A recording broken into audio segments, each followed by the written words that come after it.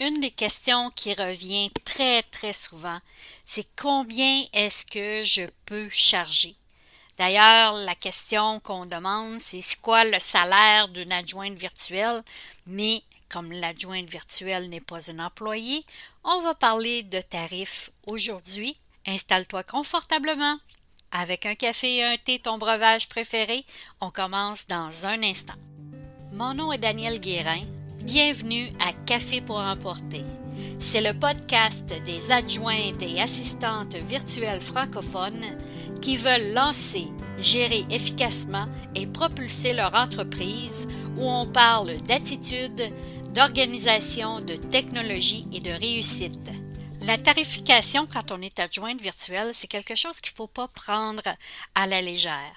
Et d'ailleurs, c'est pour ça que j'ai un module dans la formation Devenir adjointe virtuelle et aussi dans le kit Les indispensables pour l'adjointe virtuelle disponible sur l'académie-des-adjointes.com. Donc aujourd'hui, je vous parle du tarif de base, le tarif moyen que les adjointes virtuelles vont facturer.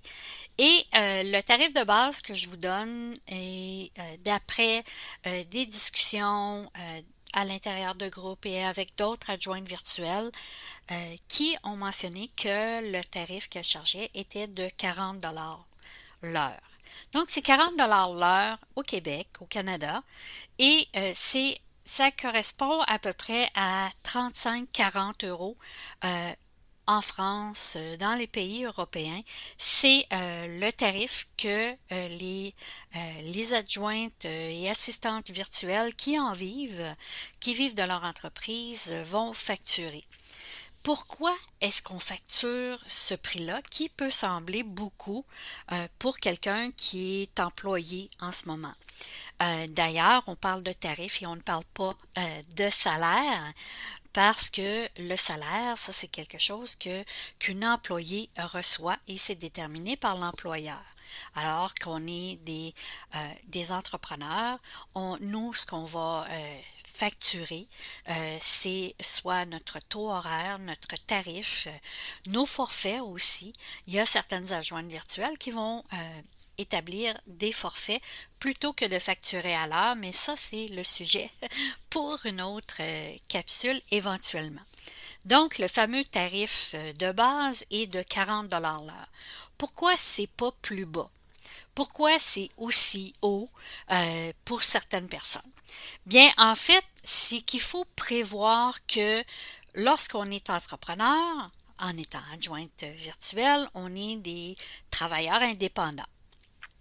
Donc, ce que ça veut dire, c'est que nous sommes responsables de payer les impôts, de prévoir tous les frais à payer et bien sûr, on n'a pas de fonds de retraite quand on est adjointe virtuelle. Il faut le bâtir soi-même.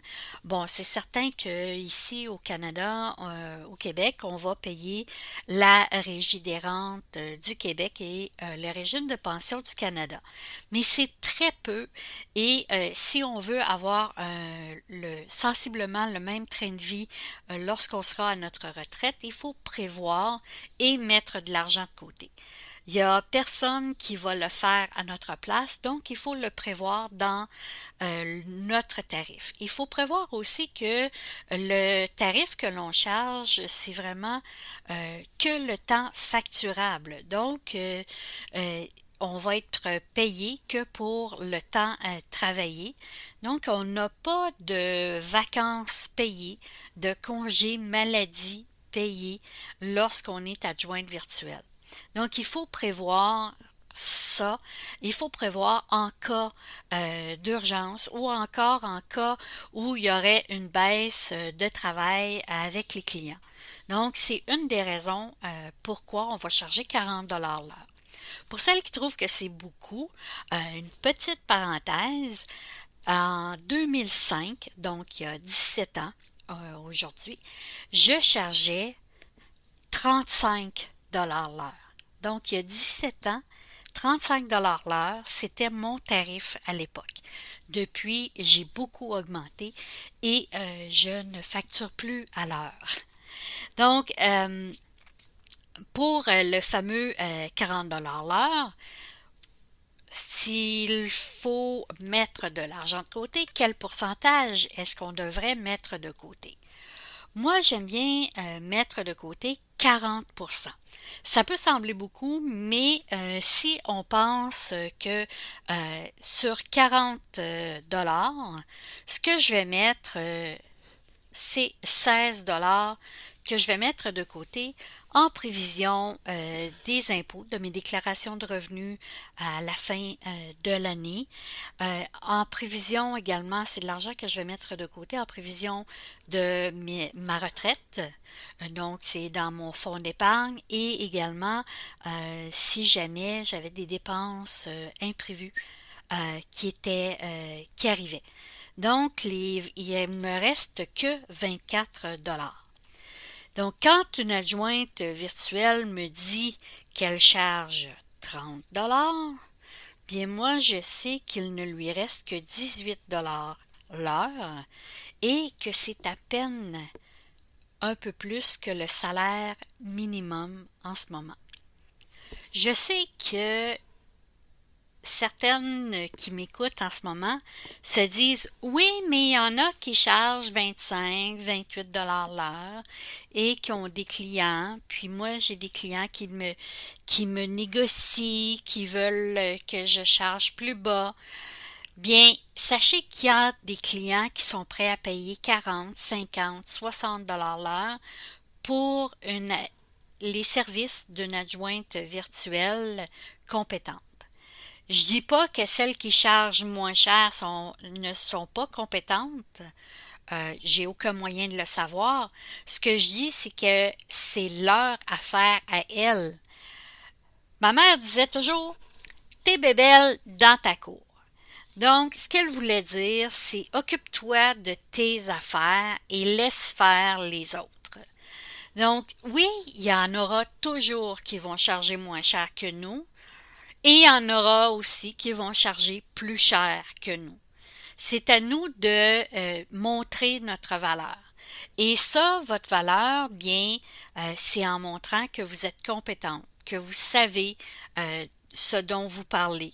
Par exemple, si vous êtes visible sur les réseaux sociaux, bien, c'est une belle façon de montrer que vous connaissez les problèmes des clients et que vous êtes en mesure de leur apporter la solution. Donc, si vous ne chargez pas 40 dollars l'heure et que votre tarif est beaucoup plus bas, moi, ce que je vous suggère, c'est de commencer à augmenter votre tarif. Peut-être que vous ne serez pas confortable d'augmenter votre tarif, par exemple, si vous êtes à 30 dollars en ce moment, et d'augmenter vos clients actuels à 40 dollars, ça ne se fait pas. Une augmentation de 33%, ça risque de ne pas passer avec vos clients. Moi, ce que je vous suggère, c'est d'augmenter de 2 ou 3 dollars graduellement. Et les nouveaux clients, par exemple, vous chargez votre nouveau tarif. Et si vous aimez lire et que vous aimez en savoir un peu plus sur la tarification de valeur, je vous recommande le livre d'Alexandra Martel, Ajoute un zéro, et vous allez trouver les informations, le lien vers ce livre-là dans la description de ce podcast et les autres ressources là, que je vais vous mentionner. Et vous pouvez aussi trouver le livre sur leslibraires.ca ou encore sur Amazon. Il est disponible.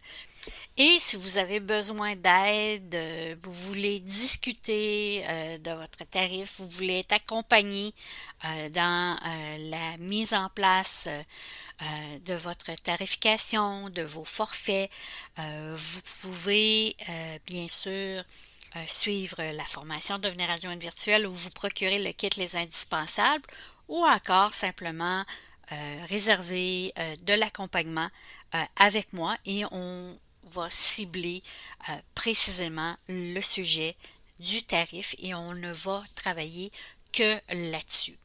Donc, je vous souhaite une belle journée. Je vous dis à bientôt pour un prochain Café pour emporter.